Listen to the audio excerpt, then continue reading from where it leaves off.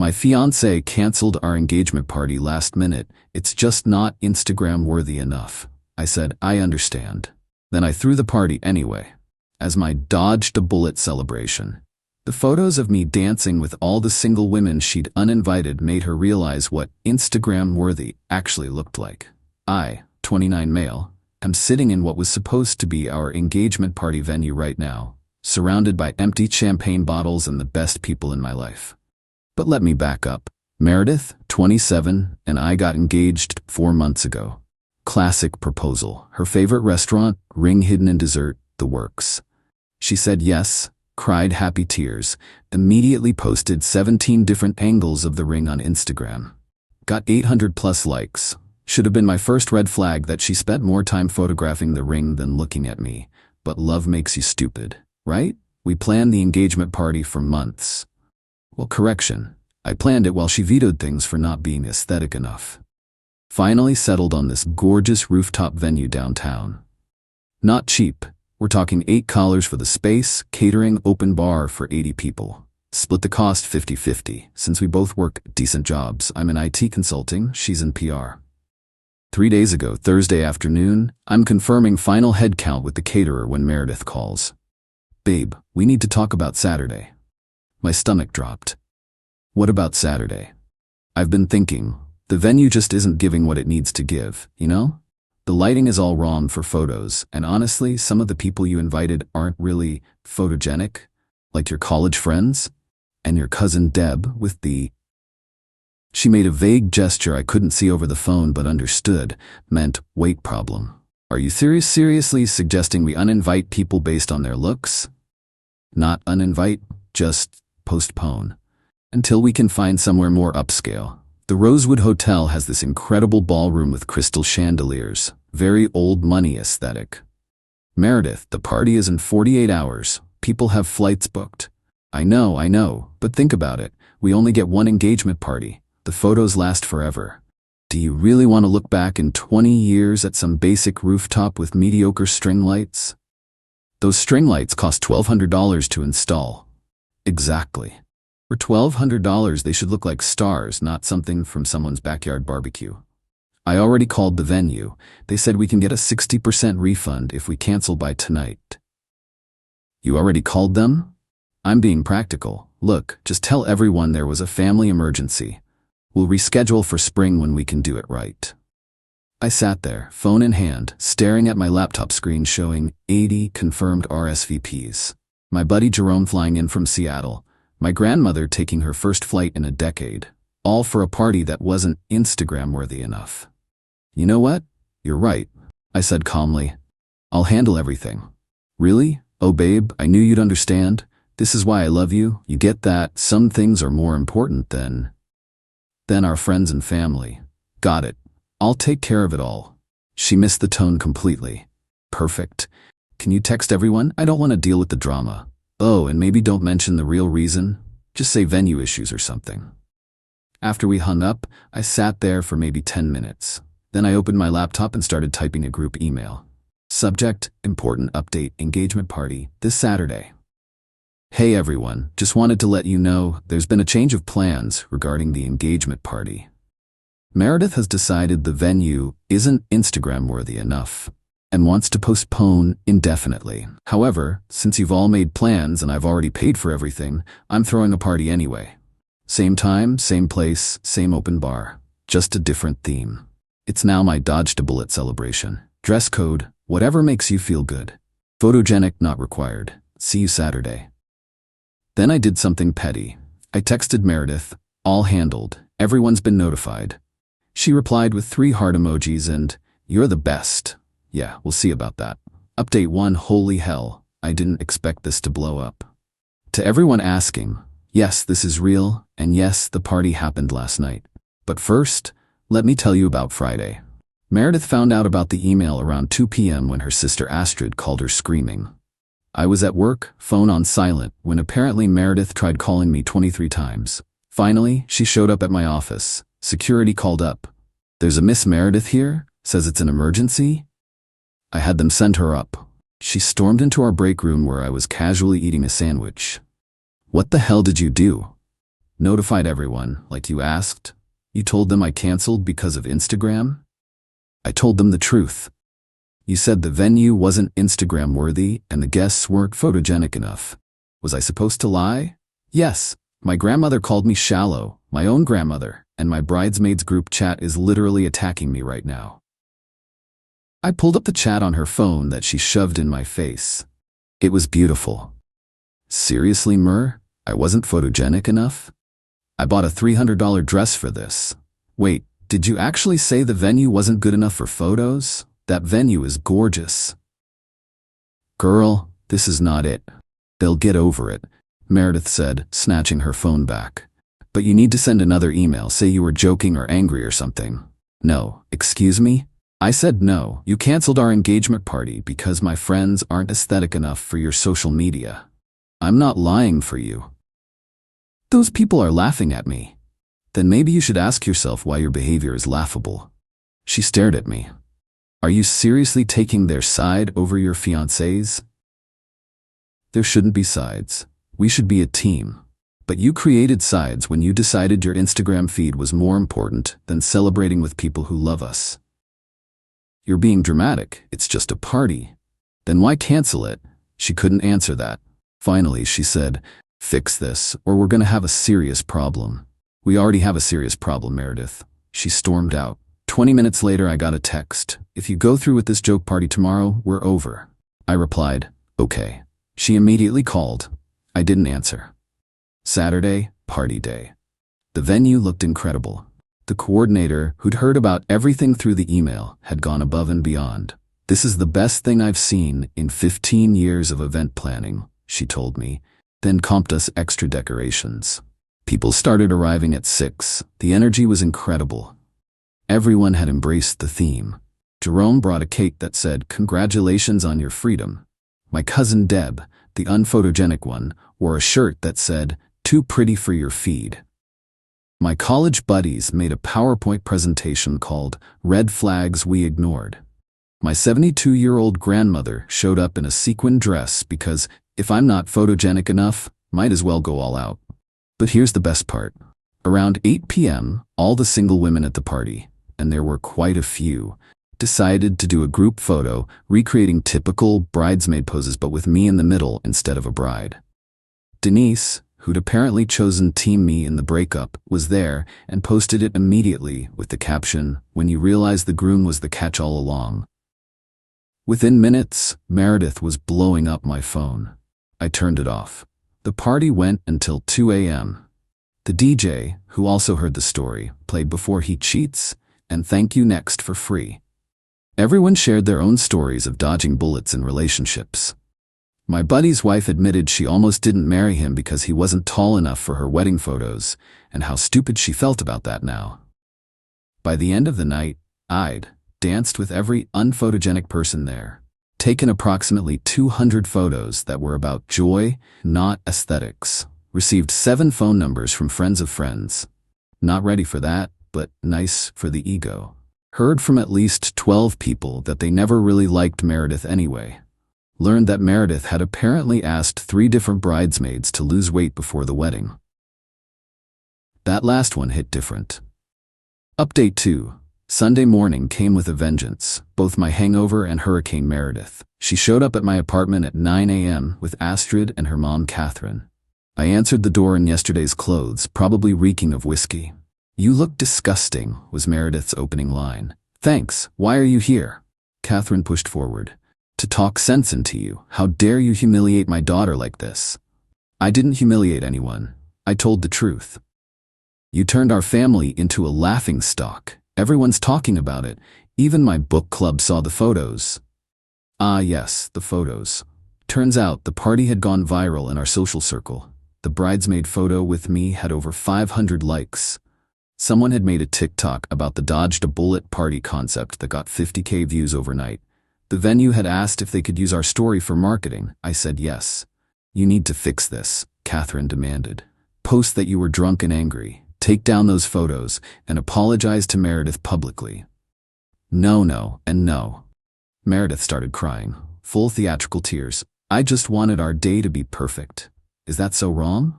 "Perfect for who? You uninvited my cousin because of her weight. You called my college friends unphotogenic. I never said uninvite, I said postpone. Until when? Until they got plastic surgery. Astrid jumped in. You're twisting everything. Mer just has high standards. High standards or shallow priorities? Then Meredith made a tactical error. She went for the jugular. At least I have standards. Look at yourself. You're nearly 30, working some mediocre IT job, living in this basic apartment. I was trying to elevate you, to make you someone worth being with. The room went silent. Even Catherine looked uncomfortable. Wow, I said. Thank you for making this so much easier. Get out. We're not done. Yes, we are. The engagement is off. Keep the ring. Maybe you can get some good photos with it. Meredith's tears stopped instantly. You can't break up with me. I'm the one who should be breaking up with you. Okay, break up with me then. That's not, you can't just leave. Now, or I call building security. Catherine tried one more time. You're making a huge mistake. No one else will put up with. With what? My mediocre job? My basic apartment? My unphotogenic friends? I'll take my chances. They left, but not before Meredith grabbed my arm. This isn't over. You humiliated me. Everyone thinks I'm some shallow monster. Then prove them wrong. Or prove them right. Your choice, but do it somewhere else. Monday came with new developments. Meredith had gone nuclear on social media, posted a long story about how I'd manipulated the narrative and turned people against her and revealed my true controlling nature. She claimed I threw the party to spite her and that she'd been having doubts for months about my emotional instability. Here's the thing about mutual friends, though. They'd all been at the party. They'd seen the email where she admitted to the Instagram comment. They had screenshots. The comments were brutal. Girl, we were all there. Stop lying. You literally told me last month you wanted Brett to lose 20 pounds before the wedding photos. Didn't you make your sister dye her hair because blonde bridesmaids photographed better? This is embarrassing for you. But my favorite came from Denise. Honey, the only thing he manipulated was that open bar, and we thank him for it. Meredith's response? She started blocking people. Anyone who didn't immediately take her side got cut off. By my count, she blocked about 40 people in 2 days. Then came the voicemails. When I wouldn't answer her calls, she left increasingly unhinged messages. You've ruined my reputation. No one will ever take me seriously again. My influence is gone because of you. She had 3K followers. You'll regret this when you're alone forever. The last one made me laugh. Alone sounded pretty good right about now. Update 3. Yesterday, things got interesting. I got a call from my apartment complex office. Apparently, someone had called in a complaint about excessive noise and parties from my unit. The description matched Saturday's party, which happened at the venue downtown, not my apartment. Then my boss pulled me aside. Someone had sent an anonymous email to our HR department claiming I was unstable and had publicly humiliated a coworker. Meredith doesn't work with me, and suggested I might be a liability to the company culture. My boss, who'd actually been AT the party with his wife, told me not to worry about it, but to document everything. But the real kicker came last night. Meredith's dad, Robert, who'd been suspiciously quiet through all this, texted me. Can we talk? Man to man? I agreed to meet him for coffee this morning. Robert's always been reasonable, so I figured why not. He showed up looking tired. I'm gonna cut to the chase. Meredith wants to sue you for the deposits she put down for the venue. She got a 60% refund when she canceled. I paid for the rest to keep the party going. She says that money was supposed to go toward the new venue. What new venue? She never booked anything. I have texts where she says she wants to postpone indefinitely. He sighed. Look, I know my daughter. I know she can be particular. But this has gotten out of hand. She's talking about defamation, emotional distress, all sorts of legal nonsense. She publicly admitted she canceled because the venue wasn't good enough for photos. That's not defamation, it's her own words. You didn't have to broadcast it to everyone. She asked me to lie to 80 people who'd made plans. I chose honesty. Robert stared into his coffee. Between you and me, Catherine and I never liked how Meredith treated you. The constant criticism, the demands, the way she'd embarrass you in front of people. We hoped marriage would mature her. Marriage doesn't fix people, Robert. No, I suppose it doesn't. He paused. The legal threats are empty. I've told her we won't pay for a lawyer for this nonsense. But she's spiraling. Fired her social media manager because the girl liked one of the party photos. Demanded Astrid cut off anyone who went to your party. She's burning every bridge she has. That's not my problem anymore. No, it's not. But can I ask you something? Was there someone else? Is that why you threw the party? To show off some new girlfriend? I showed him my phone. Look at the party photos. Do you see me with any particular woman? I danced with grandmothers, cousins, friends' wives. This wasn't about revenge or showing off. It was about choosing to celebrate with people who actually care about me, not their Instagram feed. He nodded slowly. You're better off without her. I'm starting to see that. As we left, he shook my hand.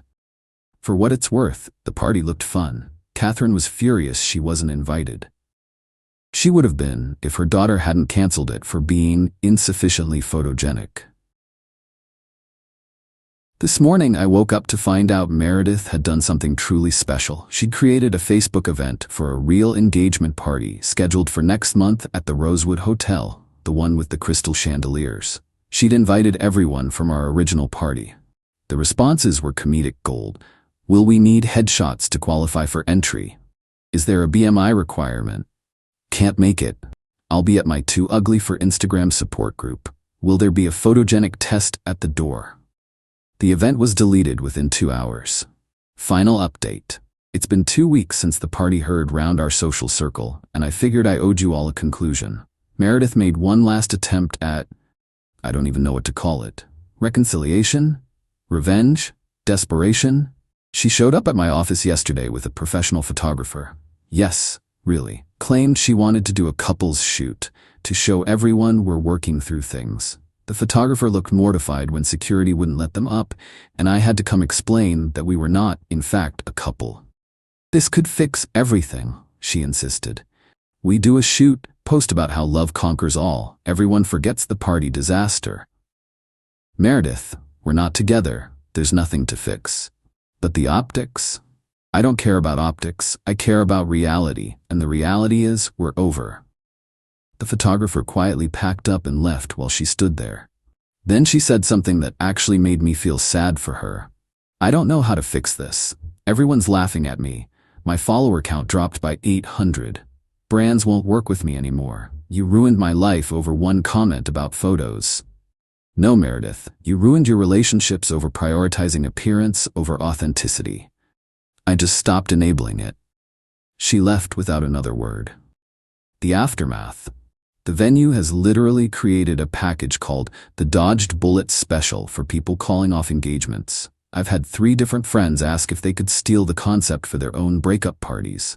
Denise and I have actually become decent friends, purely platonic, before anyone asks.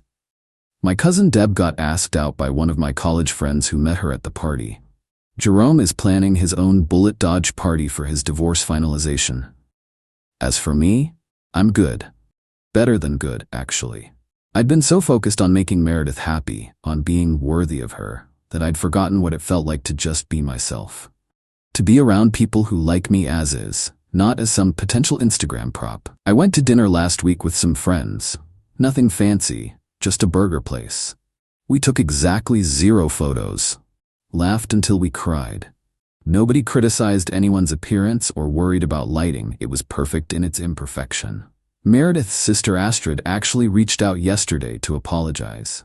Apparently, Meredith's been making everyone around her get approval for their social media posts and demanding they remove any photos where she doesn't look perfect. Astrid's exact words were, I thought you were overreacting, but holy hell, you dodged a nuclear missile. The ring, I'd told her to keep it, but she mailed it back with a note about how it wasn't the cut she'd wanted anyway. I sold it and donated half to a local charity that provides photography services for low-income families. Posted the receipt on Instagram. Petty? Maybe. Satisfying? Absolutely. Looking back, the red flags were everywhere. The way she'd crop people out of photos. The constant retakes. The time she made me change shirts 3 times for a casual coffee date photo.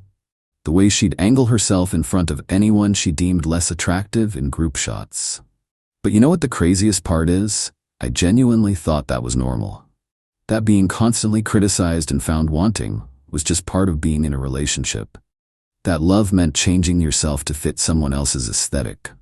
Turns out love should be about choosing someone whose flaws you wouldn't airbrush out, who you'd want at your party even if they showed up in sweatpants, who makes your life better by being real, not by being photogenic.